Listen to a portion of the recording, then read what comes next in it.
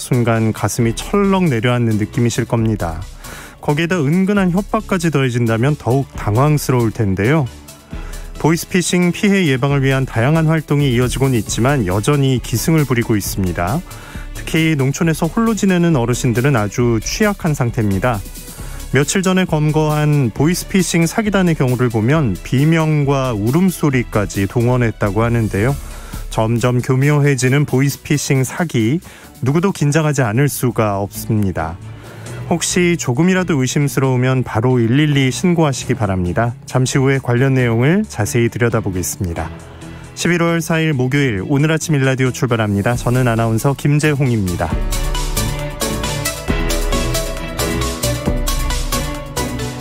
오늘 아침 일라디오 여러분과 함께 만들어가는 시간입니다.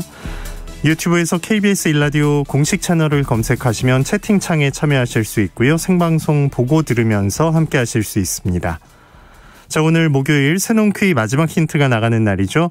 잘 들어보시고요. 정답 보내주시면 되는데요.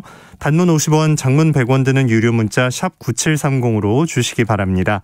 퀴즈 정답 맞춰주신 분들 가운데 20분 추첨해서 선물 드리고 있는데요. 농촌진흥청에서 제공하는 웰빙 혼합 잡곡 세트, 모바일 커피 쿠폰 등의 풍성한 선물 보내드리겠습니다. 이번 주 새농퀴 마지막 힌트 지금 나갑니다.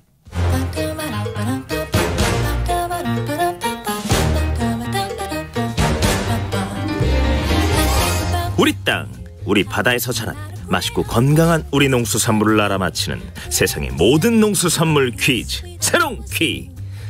안녕하세요. 퀴즈 내는 성우 송기원입니다. 이것의 원산지는 중동이나 지중해 연안으로 알려져 있죠. 2000년 전쯤 중국으로 전파됐고 이후로 우리나라와 일본으로 전해져 다양한 품종으로 개량됐습니다. 중국에 이런 얘기가 있다고 하죠. 백채 부려 백채.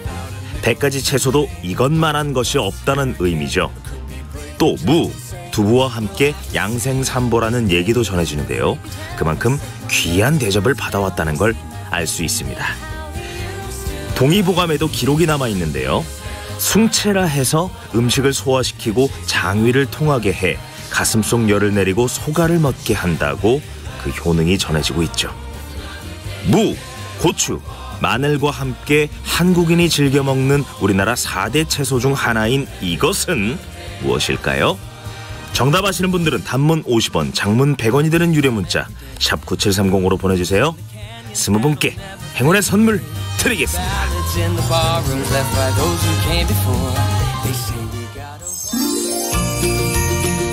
유익한 정보와 살아있는 이야기가 있습니다.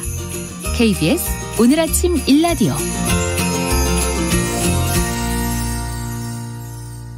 농수산 뉴스 알아봅니다. 농민신문 유수연 기자 전화 연결합니다. 안녕하십니까? 네, 안녕하십니까? 네. 참 많이 견뎌왔고 많은 분들이 고대하던 단계적 일상 회복 이제 4일째로 접어드는데 바뀐 점 잠시 짚어주시겠어요? 네, 이제 우리 사회가 코로나19 사태 이전의 모습으로 한 발짝 다가섰습니다. 제1단계 위드 코로나 위드 이행 계획이 시작됐는데요. 카페, 식당 등 대부분 다중이용에 24시간 영업이 이제 가능해졌습니다. 사적인 모임 인원도 수도권은 10명, 비수도권은 12명까지 풀렸습니다. 대신에 접종 미완료자는 최대 4명까지만 참석할 수 있습니다. 이제 가장 중요한 게 있는데요. 바로 집회와 전면 등교가 이제 접종 여부와 상관없이 100명 미만 행사가 그리고 집회가 또 재개된 겁니다. 접종 완료자 등으로만 구성하면 500명 미만까지도 가능하고요. 결혼식도 250명까지 이제 201명이 접종했다는 전제하에 입장이 허용됩니다. 이제 18일 수능이 곧 끝나면 22일부터죠. 이 유치원하고 초중고교생들의 전면 등교가 이제 곧 시작이 됩니다. 농촌 체험 관광의 가장 중요한 손님들인 학생이 이제 농촌을 찾을 날을 머지 않았다는 얘기입니다. 네. 농촌에서도 이제 체험객들 또 축제 손님들을 맞을 기대하면서 마음이 부풀어 있는 분들 계실 것 같은데 어떻게들 준비하고 계실까요? 네, 그동안 개점 폐업 상태나 다름없었던 농촌 체험마을들의 기대감이 큽니다. 위드 코로나 직전인 지난 29일 저희 취재진이 경기 양평군에 있는 송악리 똥딴지 마을을 다녀왔는데요. 이제 이 위드 코로나를 앞두고 사전 시연회로 군 관계자들과 주민들이 김장 체험을 준비하느라 분주했습니다. 그리고 전국 체험마을을 대표하는 이재명 전국 농촌체험 휴양마을 협의회장도 사회단체나 유치원 등을 중심으로 방문 문의가 늘고 있어서 많은 마을들이 기대감을 갖고 방역을 점검하고 프로그램 보강에 나서고 있다고 요즘 분위기를 전했습니다. 네. 예, 그리고 또 요즘 지자체, 대학에서도 지난해 문 열렸던 가을 축제가 이제 열리고 있고요. 강원 지역에서도 화천 산천어 축제부터 인제 빙어 축제, 태백산 눈 축제, 홍천 꽁꽁 축제 같은 6개 겨울 축제가 모두 열릴 예정입니다. 네. 사람들이 좀 찾아오고 지역 경제가 돌면서 농촌에 활력이 생겼으면 좋겠습니다. 농산물 수요로도 이게 좀 회복으로도 이어질까요? 아무래도 외식과 외출이 늘면서 농축산물 소비에도 훈풍이 좀 불고 있습니다. 그동안 소비 부진에 시달렸던 인삼이 대표적인데요. 이 충남도 관계자가 말하길 행락객 중심으로 금산에서 인삼 소비가 살아나기 시작하면서 줄곧 떨어지기만 하던 인삼값이 좀 지지된 효과를 얻고 있다고 말합니다. 그런데 한편에서 농업계 이익이 제한적일 거라는 시각도 있습니다. 아무래도 1년 축제 중 60에서 70% 정도가 이제 10월에 열리는데 벌써 지나갔습니다. 그리고 이 무렵에 열리던 상당수 농특산물 축제가 이달부터 열릴지는 조금 미지수이기도 합니다.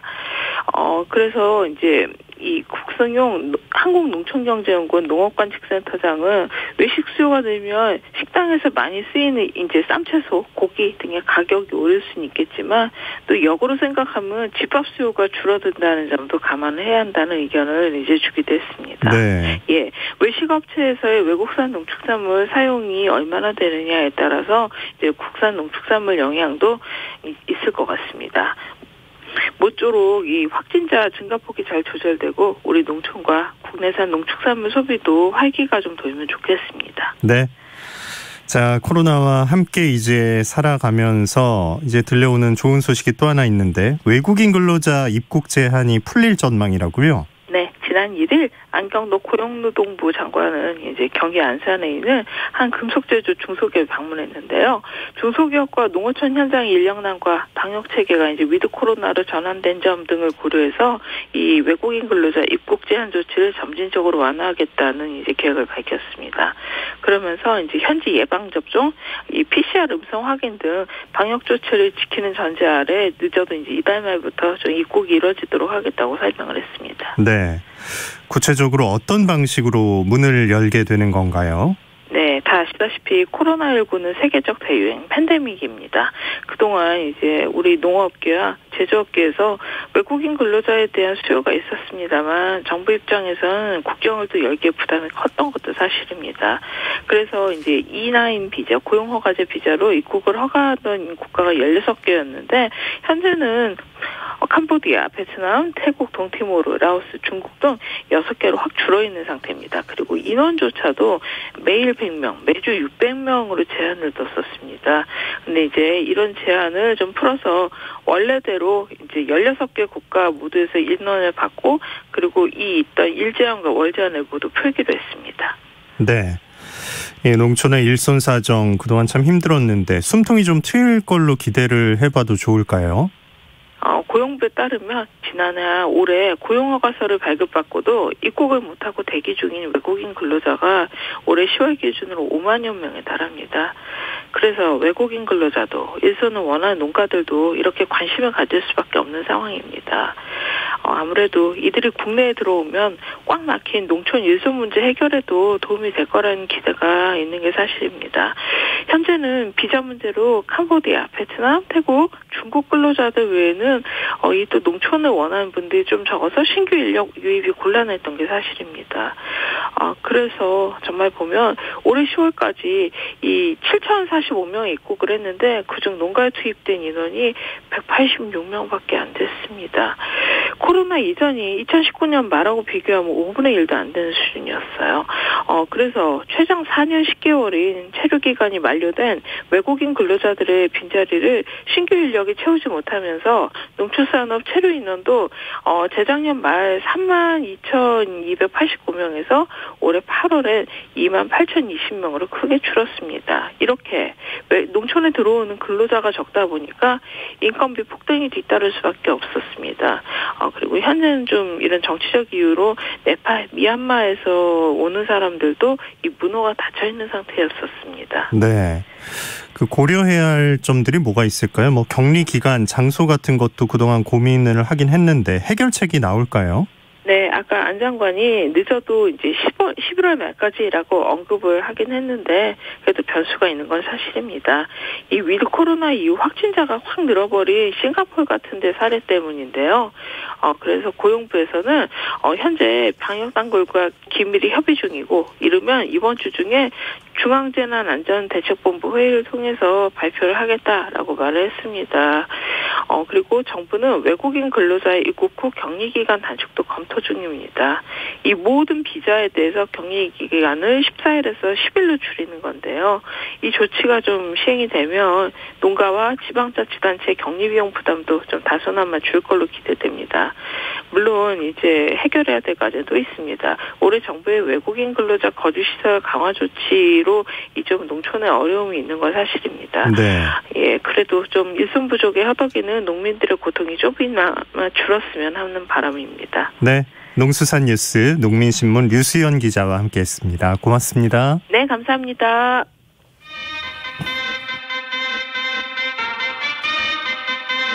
아침이다. 활기찬 하루를 여는 오늘 아침 1라디오 건강한 아침 습관. 안녕하세요. 오늘 아침 힐링타임. 저는 필라테스 하는 방송인 양정원입니다. 오늘은 기지개를 활짝 펴볼까요? 양팔을 머리 위로 들어 올려 깍지를 끼시고요. 여의치 않은 분은 한 팔만 들어 올린 후 위로 힘껏 뻗어주세요. 가능하신 분들은 오른팔을 위로 뻗은 채 왼손으로 오른쪽 팔꿈치를 지그시 끌어올려주세요. 하나, 둘, 셋, 넷, 다섯. 반대쪽도 하나, 둘, 셋, 넷, 다섯. 어깨에서부터 등, 팔 근육이 당기듯이 쭉 끌어올려서 스트레칭을 합니다. 가능하시면 5초간 3회씩 반복해주세요. 오늘도 여러분의 건강한 하루를 응원합니다. 저는 양필라 양정원이었습니다.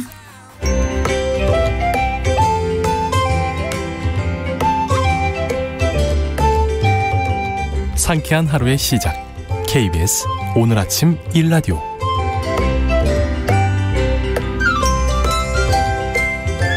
농어촌에서 발생할 수 있는 법적 분쟁 상황을 현명하고 지혜롭게 대처할 수 있는 방법을 배워봅니다. 우리 동네 박변홍사 법률사무소 한아름의 박형윤 변호사와 연결합니다. 안녕하십니까? 안녕하세요. 네. 활동 반경도 참 넓고 요즘 이제 11월 들면서 또 좀 더 자유롭게 이동이 가능하실 것 같은데 다니시면서 보는 가을 풍경 요즘 하루하루가 다르시겠어요? 다니는 곳마다 경치가 너무 좋습니다. 야. 단풍이 정말 아름답게 들었고요. 네. 그리고 미세먼지도 많지 않아서 정말 다니는 곳마다 정말 멋진 경치를 보며 다니고 있고요. 경치가 좋다 보니까 근처에서 뭐 커피를 마시던 아니면 식사를 하던 기분이 너무 좋습니다. 네. 정말 짧은 이 아주 쾌청한 가을을 만끽하고 계신데 기분도 좋으시고 네. 벼수학도 마치셨으니까 조금 여유가 있으신 건지 또 머릿속에 다른 계획이 있으신 건지 궁금한데요. 일단 벼수학을 마치고 제가 햅쌀을 지었거든요. 네. 그래서 주변 분들에게 좀 나눠드렸고요. 그리고 경치가 너무 좋다 보니까 저는 또 고향이 전라북도 정읍인데 내장산 단풍이 아주 아름답습니다. 그래서 예. 주말에는 단풍 구경 한번 갈까 생각하고 있습니다. 네. 이제 빈 땅을 어떻게 활용할지에 대한 계획도 세우셨나요? 지금 이제 빈 땅은요, 논 같은 경우에는 지금 그냥 어차피 내년 농사를 위한 준비를 할 거고요. 네. 밭 같은 경우에는 지금 김장배추와 물을 심어놨고, 또 내년 또 먹거리를 준비를 하고 있거든요. 예. 뭐 고들빼기도 좀 심었고 그러거든요. 그래서, 겨울까지는 충분히 맛있게 먹을 것 같습니다. 네. 자, 저희 이 시간에 이제 추수 목돈 노린 사기꾼 얘기도 했었고, 또 우리 주위에 늘 있는 이제 반려동물 관련한 사고 얘기도 들어봤는데, 오늘은 더 가깝습니다. 늘 함께하는 전화에 관한 얘기인데, 정말 전화 관련해서도 우리 일상에 정말 많은 일들이 일어나겠어요.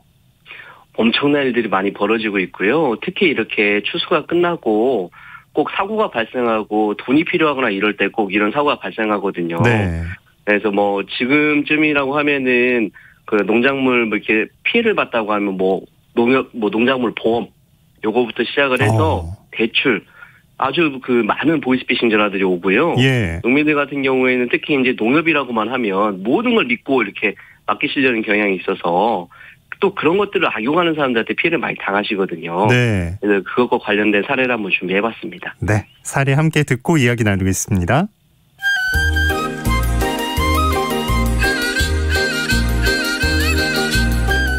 아이고, 남들은 추수였다고 다들 지갑이 뻥뻥한데 나의 지갑은 아주 텅 비어버렸어요.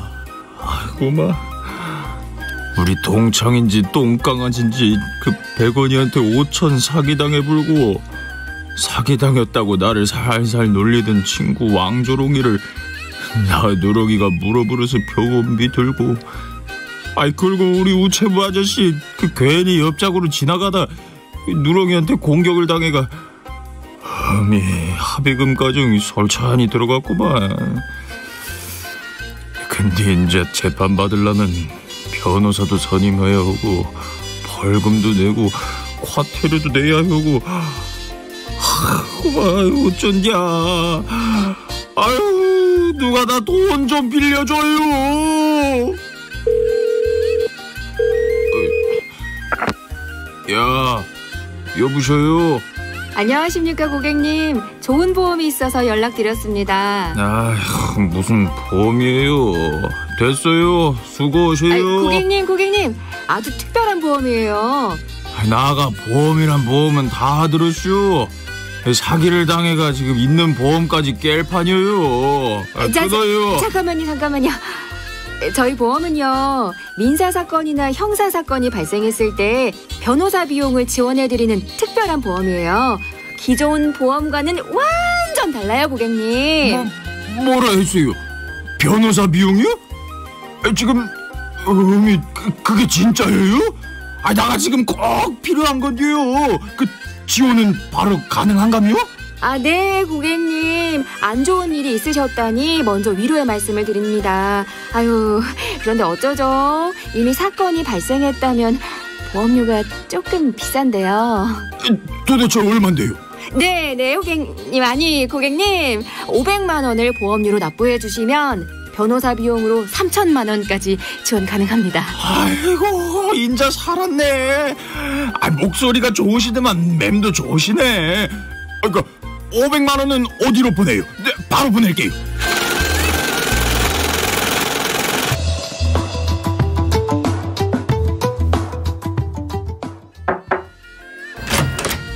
아이고, 변호사님, 지가 인자 살았슈. 지가 든 보험에서 변호사비로 3천만 원을 지원해준다네요. 마음 놓고 열심히 일만 해주셔요. 혹시 500만 원 보내셨나요? 그럼요. 바로 보냈더만 곧 3천 준다네요. 조금만 기다리면 통장으로 바로 보내준대요. 의자스가 철봉님, 혹시 피싱 보험회사인가요? 아이고, 당하셨네. 그거 보이스피싱이에요. 왜 안 좋은 일은 우리 주인공에게 다 닥치는 걸까요? 그러게 말입니다. 이 전화를 딱 끊었으면 되는데 그걸 못 끊게 딱 붙잡는단 말이죠. 그분들도 그렇죠. 요령이 있는 것 같아요. 하필 또 예. 가장 약한 부분을 파고들어서 변호사 비용을 해주는 보험이다라고 하니까 꼼짝없이 걸려들었는데, 먼저 어떻게 구제받을 방법이 있을까요? 이거부터 듣고 싶네요. 제일 먼저 하셔야 될 거는 예. 제가 입금한 돈을 못 가져가게 막는 게 제일 중요하잖아요. 일단은 돈이 없어져 버리면 안 되니까. 빼가지 못하게. 예. 그리고 제가 입금해줬던 은행으로 전화를 빨리 거셔가지고 계좌 지급정지부터 빨리 하셔야 됩니다. 네. 예, 그리고 이제 계좌 지급정지를 하시고 바로 이어서 당연히 이제 경찰에 신고를 해야겠죠. 예, 그런 절차를 좀 밟아놔야 돈이 빠져나가지 않아서 나중에 이제 우리가 돈을 환급받는 절차를 통해서 돈을 돌려받으실 수가 있습니다. 예. 이게 정신 진짜 바짝 차려야겠어요. 막 허둥지둥하게 될 것 같은데 내가 돈을 보낸 그 은행에 전화해서 지급 정지를 신청하고 경찰에 신고를 해야 합니다. 네. 그 다음으로는 어떤 일들을 해야 할까요? 이제 우리가 지급정지 한 다음에는 지급정지 기간 연장이라든지 돈을 환급받는 절차를 진행을 하셔야 되는데 그때는 이제 우리가 사건 사고 사실 확인서라는 게 필요해요.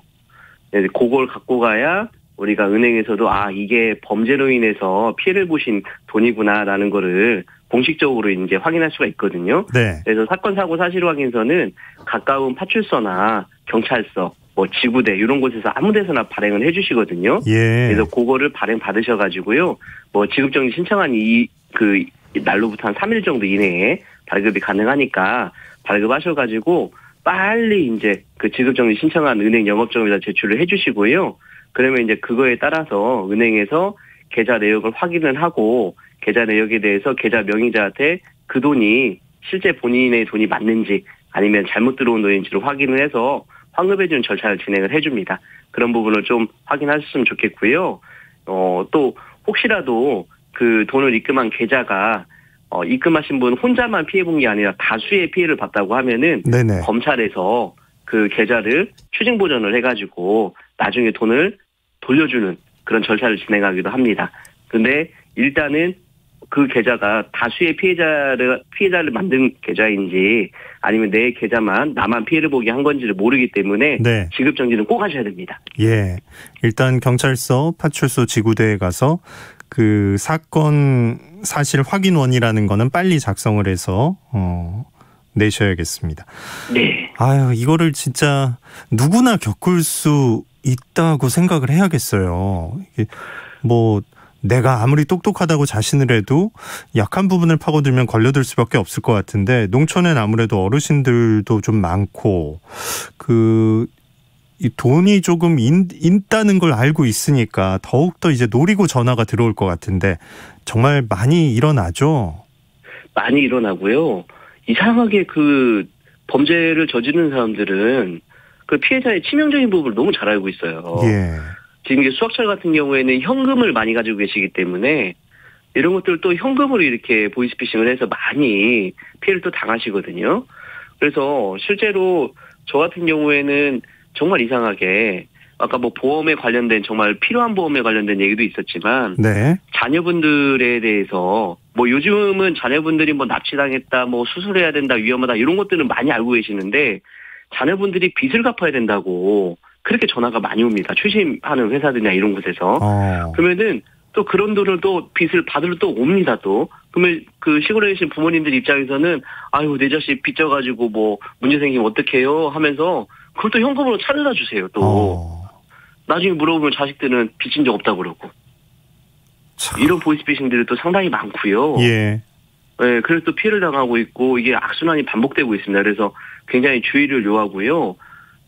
진짜 그 범죄자들도 아무리 이제 그렇다 치지만 이렇게 연세 드시고 힘들게 한 땀 한 땀 10,000원, 1,000원 이렇게 모으셔가지고 모은 돈을 이렇게 피해를 입힌다는 건 진짜 우리가 인격 살인이나 다름없거든요. 네. 그러시면 안 되겠습니다. 사기꾼들도 진짜 아주 큰 죄를 짓고 있는 거예요. 예. 그럼요. 예. 이게 돈을 불려주겠다고 할 수도 있고 진짜 예. 자녀들 빚을 대신 좀 갚아달라고 하니까 현금이 있으니까 그걸 내주시는 건데 변호사님 찾아와서 상담한 사례들도 진짜 다양하겠네요. 진짜 많고요. 방금 말씀해 주신 것처럼 돈을 투자를 해줬으면 돌려드린다. 실제로 카카오톡이나 이런 걸로 해가지고 500만 원 입금하시면은 2주 뒤에 600만 원 드립니다 하면서 기존의 투자 사례들 해가지고 막 계좌 내역 같은 걸 캡처해서 막 보내줍니다. 그러면은 이게 돈을 벌 수 있구나 해가지고 처음에 100만 원으로 시작했다 나중에 알고 보면 이제 1억까지 피해 보신 분도 계시고요. 그래서 제가 이런 범죄를 보면서 맨날 느끼는 게 이게 사기 범죄가 우리가 일반 사기죄 같은 경우에는 10년 이하의 징역, 그래서 이제 여러 명한테 피해를 입혔을 때도 최대 15년까지만 징역형을 선고할 수가 있거든요. 근데 이게 15년 갖고는 너무 적은 것 같고요. 실제 피해를 입힌 금액이 있다고 하면 벌금 같은 경우에는 납부를 하지 않으면 노역장 유치해서 하루에 10만 원으로 산정해가지고 벌금을 갚게 하는 그런 제도가 있거든요. 진짜 피해금을 다 갚을 때까지 계속해서 일을 시키는 게 맞다고 봅니다. 예. 진짜 너무나 화가 나거든요. 네. 사실 이게 주위 한 3사람한테만 물어봐도 야 그건 이상하다 말도 안 된다라고 할 텐데 혼자 그런 자료를 보고 듣고 하면 이게 넘어가기가 쉽단 말이죠. 이게 뭐 그렇죠. 진짜 지식이 많고 적음이 아니라 나이가 많고 적음이 문제가 아닌 것 같은데 네. 법률적으로 이거 어떻게 처리됩니까? 대부분 이제 사기죄로 처벌받게 되고요. 이거와 관련돼서는 이제 공범들이 여러 종류가 있는데 자금을 이제 인출하거나 자금을 이제 수령해가지고 이제 다시 가져다주는 자금책이 있고, 그리고 또 이제 통장이나 이런 것들이 또 필요하다 보니까 이런 통장이나 뭐 체크카드 이런 것들을 또 수집하는 그런 책들이 있는데 다들 사기로 처벌받고요. 예, 굉장히 이렇게 집단화돼 있고 체계화돼 있고 조직화돼 있어서 굉장히 위험한 문제고요. 그리고 이제 주변에서 이렇게 보이스피싱 당하면서 또 같이 당하는 것들이 뭐냐면 통장이나 체크카드 이런 것들을 뭐 대출이나 이런 걸 믿기로 해가지고 먼저 보내달라고 해서 제공하는 경우들이 있거든요. 뭐 이제 그런 것들도 보내주게 되면 전자금융거래법 위반으로 처벌받게 되고, 잘못하면 또 이제 보이스피싱범들하고 같이 공범이라고 이렇게 엮여가지고 같이 뭐 구속되기도 하고 그러시거든요. 그것도 진짜 황당한 일이네요. 예. 그래서 이제 굉장히 주의를 요합니다. 네. 8855님께서 내 전화 자체를 통제하고 있기 때문에 그 전화로 은행이나 경찰서에 전화해봐야 중간에 가로챕니다. 본인 전화 말고 다른 전화로 은행에 전화해보는 것도 좋겠습니다. 제가 당해봐서 압니다라고 보내주셨어요. 네. 그 보이스피싱 전화가 오게 되면 아까 방금 우리 그 청취자께서 말씀해 주신 것처럼 이미 정보를 다 알고 있거든요. 이름, 전화번호, 주소. 그래가지고 실제로 이제 보이스피싱 전화를 건 사람한테 이미 보이스피싱 전화인 걸 알고 놀리기도 하거든요. 근데 그렇게 하시면 안 됩니다. 그냥 정중하게 전화 받고 끊으셔야지, 만약에 놀리게 되면은 뭐 집으로 내가 주문하지 않은 음식 배달이 뭐 100개가 온다든지 이런 보복성 또 있거든요. 예. 그래서 항상 주의를 하셔야 되는 거고요. 전화 같은 경우에도 물론 내 전화가 통제되는 경우도 있지만 대부분은 악성 앱이 깔려있지 않다고 하면 내 전화는 아직까지 사용할 수 있거든요. 근데 이제 조심을 하셔야 되는 것도 맞지만 어쨌든 간에 빠르게 조치를 취하기 때문에 되도록이면 내 전화로 더 빨리 한번 전화를 해보시고 또 확인차 두 번, 다른 세 전화도 번 한번 해보시는 방법을 활용하시는 게 좋을 것 같습니다. 예, 진짜 제 주위에도 있거든요. 지금 청취자님도 제가 당해봐서 한다고 하셨는데 주위에 정말 많다는 건 진짜 누구나 당할 수 있다는 건데 기본적으로 조심할 점이 뭐가 있을까요? 일단 돈을 요구하거나 이런 경우에는 실제로 전화를 끊고 난 다음에 그 돈을 요구한 사람, 돈이 필요한 사람에게 꼭 전화를 해서 확인을 한번 해보셔야 되는데 전화를 받고 나면 마음이 너무 다급하셔가지고 그런 확인 없이 항상 돈을 보내주시거든요. 조금만 한 단지 한 10초, 20초 사이니까 꼭 보내시기 전에 확인을 하는 걸 좀 거치셨으면 좋겠습니다. 네. 자, 오늘 보이스피싱 관련 얘기만 해도 진짜 좀 심장이 두근두근한 게 걱정이 막 쌓여옵니다. 오늘 많이 배웠습니다. 현명하게 대처하는 방법 끝으로 한 번 더 짚어주시죠. 네, 우리 기관에서 우리가 돈을 보내달라는 경우도 없고요. 은행에서는 대출을 대환해준다고 먼저 전화하는 경우도 없습니다. 그리고 실제로 모든 업무 처리가 현금으로 받으러 갈 테니 현금을 찾아가지고 저한테 주시면 됩니다. 이렇게 하는 것도 거의 우리나라에서는 없는 일이기 때문에 항상 주의를 하시길 바라고요. 돈을 주시기 전에는 꼭 해당 당사자, 관련자에게 꼭 전화를 해서 확인하는 현명함을 보여주시면 좋겠습니다. 네, 우리 동네 박변홍사 박형윤 변호사와 함께했습니다. 고맙습니다. 감사합니다. 0961님도 저도 아들 폰 수리비 문자에 카드 번호를 알려줬다가 아차 싶어서 카드 해지하고 문자도 삭제하고 아찔했네요. 조심하세요라고 본인의 겪은 사연을 보내주셨습니다. 자, 오늘 날씨 어떤지 알아보겠습니다. 지금 중부 일부 지역에는 비가 오는 곳이 있습니다. 도로가 좀 촉촉히 젖어 있는 곳이 있으니까요. 안전운전 하셔야겠습니다. 수도권, 강원, 충청 일부 지역엔 오후에도 비가 조금 더 내리겠습니다. 양은 1mm 정도로 많진 않겠습니다.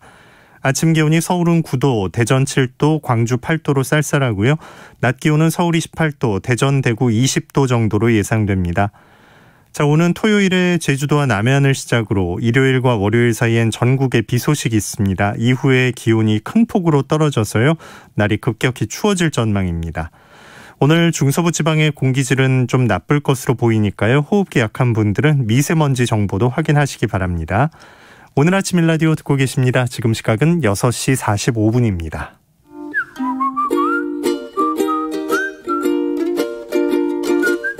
오늘 아침 일라디오 김재용 아나운서의 진행으로 듣고 계십니다.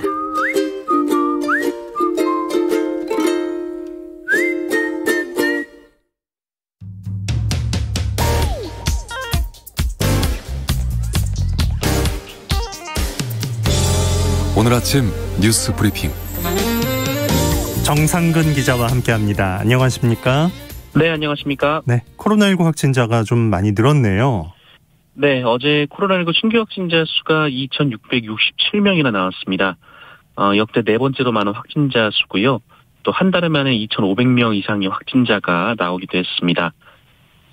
전날보다 1,000명 넘게 늘었고 또 지난주에 발표된 확진자 수에 비해서도 700명 넘게 많습니다. 오늘은 어제보다는 적을 것으로 보이지만 만만치 않은 수의 확진자가 나올 것으로 전망이 되고 있습니다. 현재 이 코로나19 확진자는 백신 미접종자들을 중심으로 쏟아지고 있습니다. 문제는 백신을 맞을 수 없거나 이제 접종을 시작한 10대들인데요. 그제 발표된 신규 확진자 4명 중 1명이 19살 이하의 어린이 청소년이었다고 합니다. 현재 청소년 백신은 지난달 18일부터 16세에서 17세 접종이 시작이 됐고 이번 주 월요일부터는 12세에서 15세 접종이 시작됐는데요. 16에서 17세는 48% 정도가 접종을 했지만 12에서 15세는 예약률이 28% 정도고 접종률은 1.2%입니다. 아무래도 백신 접종에 대한 학부모들의 우려가 큰 영향으로 보이는데요.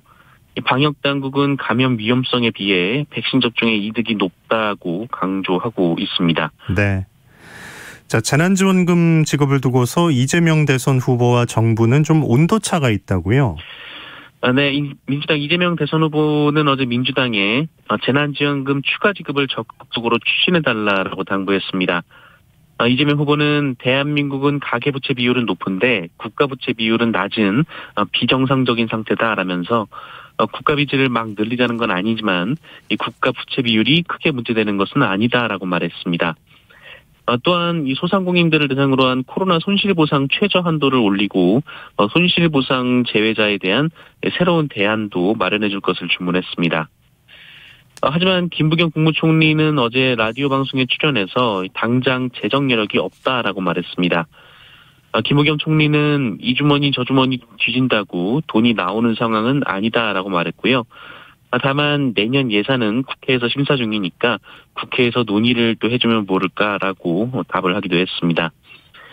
그리고 내년부터 정부는 가상화폐 등 가상자산으로 1년에 250만 원 이상을 벌 경우 세금을 부과할 예정인데요. 민주당은 이를 1년 정도 유예하자라고 제안했습니다. 하지만 정부는 예정대로 내년부터는 과세를 한다라는 계획입니다. 네. 자, 국민의힘은 경선 투표율이 60%를 넘겼네요. 네, 이 국민의힘 대선 후보가 내일 결정이 됩니다.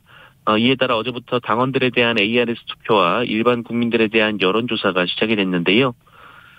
역대 최대 투표율을 경신 중인 당원 투표율은 어제 누적 61%로 집계가 됐습니다. 이를 두고 여전히 국민의힘 후보들은 본인에게 유리하다라고 해석을 하고 있는 상황입니다. 한편 이 국민의힘 윤석열 후보를 지지한 이 서민 단국대 의대 교수가 유튜브 영상 사진에 홍준표 후보를 홍어준표라고 표현해서 당내에서 논란이 있었습니다. 홍어라는 표현이 전라도와 전라도민을 비하하는 용어로 취급받기 때문에 이 논란이 이어지고 있는데요. 홍준표 후보 측은 홍준표 후보를 향한 명예훼손이자 명백한 전라도민 비하 발언이다라면서 윤석열 후보의 전두환 발언 등과 엮어서 비난을 했고 서민 교수는 사과하며 영상을 비공개 처리했습니다. 네.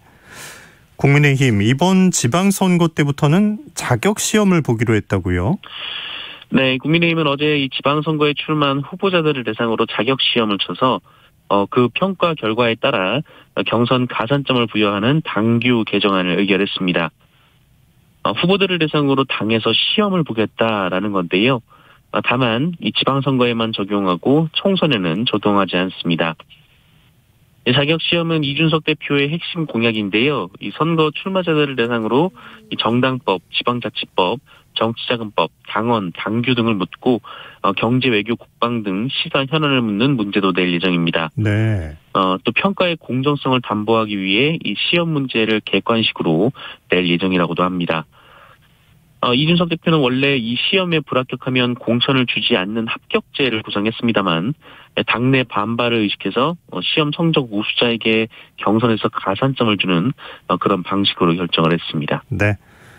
자, 국민의힘 김웅 의원이 공수처 조사를 받았죠? 네, 고위공직자 범죄수사처가 어제 이 고발사주 의혹과 관련해서 김웅 국민의힘 의원을 소환해 조사를 벌였습니다. 역시 10시간이 넘는 마라톤 조사를 벌였는데요.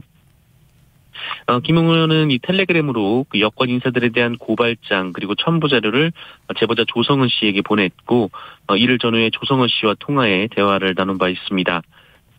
그리고 이 대화 내용은 녹취록으로 이미 보도가 된 바 있고요. 이에 따라 검찰은 이 녹취록 내용과 전남 손준성 검사 조사 내용을 토대로 김웅 의원을 조사한 것으로 전해졌습니다. 한편 김웅 의원은 어제 공수처에 출석하면서 기자들과 만났는데요. 이 공수처의 수사가 부당한 선거 개입이라고 주장했고요. 또 공수처가 만들어지면 윤석열 수사처가 될 것이다. 본인이 그렇게 말을 했는데 실제로 그렇게 되고 있다라고 주장했습니다. 하지만 정작 이 조성은 씨와의 녹취록 내용에 대한 질문에는 그 답변을 하지 않았고요. 오히려 제보자 조성은 씨를 수사해야 한다라고 주장을 하기도 했습니다. 네. 이른바 그 대장동 3인방에 대한 영장 실질 심사는 결과가 어떻게 나왔나요? 네, 어제 구속영장에 대한 실질 심사가 있었는데요. 화천대유 대주주 김만배 전 머니투데이 기자 그리고 관계사인 천화동인 4호의 실소유주 남욱 변호사가 구속이 됐습니다. 이 서울중앙지방법원은 어제 이 두 사람에 대한 구속 전 피의자 신문을 진행한 결과 혐의가 소명되고 증거인멸의 염려가 있다라며 구속영장을 발부했습니다. 반면 함께 영장 실질 심사를 받은 정민용 변호사에 대해서는 도주나 증거인멸 염려가 없다라며 기각을 했습니다.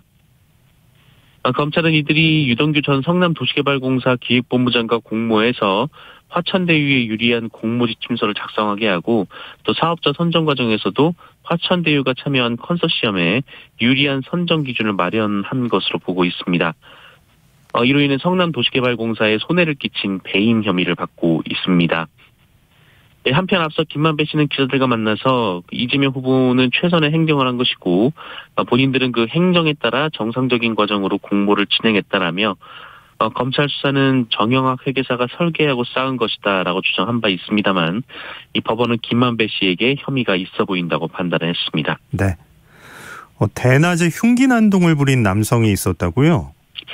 네, 경찰은 어제 오후 4시 20분쯤 중국 국적의 남성 A씨가 한국인 지인 2명을 위협하고 있다는 신고를 받고 출동했습니다.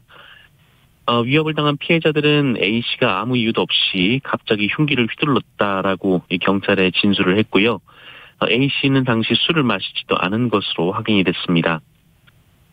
이 남성은 흉기를 들며 20여 분간 경찰과 대치했고 경찰에게까지 위협을 가했는데요. 경찰이 테이저건으로 제압을 하려 했지만 이 두꺼운 가죽 점퍼를 입고 있어서 제압에 실패를 했고 결국은 실탄 4발을 쏴서 제압을 했습니다. 네. 이 남성은 실탄을 몸에 맞았는데요. 이 병원으로 이송이 됐습니다. 경찰은 이 남성이 수술을 다 받고 회복하는 대로 범행 경위를 조사할 예정입니다. 네. 자, 아플 때 내는 휴가가 병가인데 이 병가 기간에 해외여행 갔던 공무원들이 있다고요? 네, 대전 동구청의 공무원들이 병가나 육아휴직 목적에 맞지 않는 해외여행을 다녀온 사실이 감사 결과 적발됐습니다. 지난 2018년부터 올해 5월까지 이 장기 휴가를 낸 동구청 공무원이 244명이라고 하는데 이들에 대해 감사를 한 결과 한 직원이 불안장애 등의 진단서를 제출하고도 이 병가 기간 중에 스페인 여행을 다녀왔다라고 합니다. 이 병가를 쓰다 보니까 연가를 쓰지 않게 됐고 연가 보상금 44만 원을 부당 수령한 것으로 전해졌습니다. 또 2018년 말부터 1년간 육아휴직을 낸 다른 직원은 육아 대상 자녀를 동반하지 않은 채 2차례에 걸쳐 17일간 해외여행을 다녀오는 등 총 10명이 휴직 목적에 맞지 않는 해외여행을 다녀온 것으로 조사가 됐습니다.